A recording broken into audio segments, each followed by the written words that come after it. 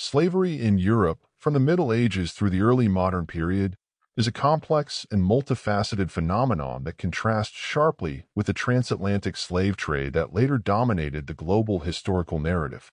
European domestic slavery involved various regions and peoples, including the trade of Slavic peoples, among others. This period saw different forms of slavery, rooted in ancient traditions and evolving with the socio-political changes of medieval and early modern Europe. Slavery had existed in Europe since ancient times, with the Roman Empire being a significant practitioner. Following the fall of the Western Roman Empire in the 5th century, the structure of slavery transformed significantly. Early medieval Europe saw the continuation of servitude in the form of serfdom, where peasants were bound to the land and subject to the will of the landowners. However, the practice of outright slavery persisted, particularly in regions where the influence of Roman legal traditions remained strong. In the early Middle Ages, slavery in Europe was a patchwork of practices influenced by the collapse of the Roman Empire, the rise of feudalism, and the expansion of Christianity. Slaves were primarily acquired through warfare, raiding, and trade. The Slavic peoples, from whom the term slave is derived, were frequently captured and sold in significant numbers. Viking raids also contributed to the supply of slaves, as Norse traders sold captives from their expeditions.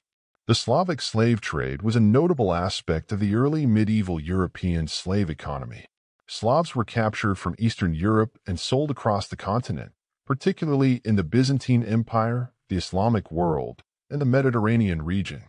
The Vikings played a crucial role as middlemen, conducting raids and trading these slaves. The major trade routes extended from the Baltic Sea through the rivers of Eastern Europe down to the Black Sea and further into the Mediterranean. Christianity's spread across Europe had a profound impact on the practice of slavery. The Church, while not outright condemning slavery, promoted the manumission of Christian slaves and often facilitated the redemption of enslaved Christians. Canon law distinguished between Christians and non-Christians, leading to a system where non-Christian captives, especially those taken in warfare against pagans and Muslims, were more likely to be enslaved. The High Middle Ages, 11th to 13th centuries, saw the rise of more structured feudal societies. During this period, the nature of slavery in Europe began to shift. The feudal system tied serfs to the land, reducing the prevalence of outright slavery but not eliminating it. Meanwhile, the Crusades, 11th to 15th centuries, opened new avenues for the capture and trade of slaves.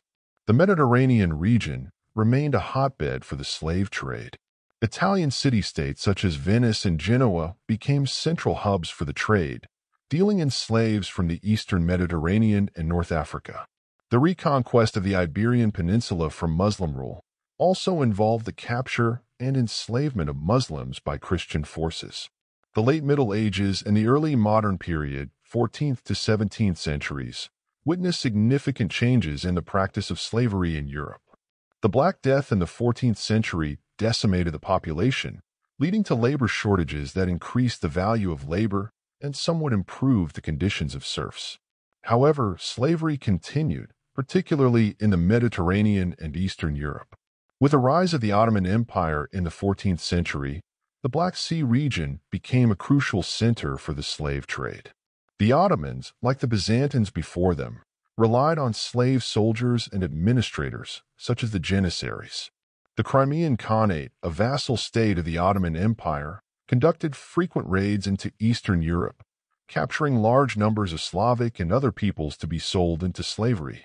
The Age of Exploration, beginning in the 15th century, marked the start of European colonial expansion and the transatlantic slave trade.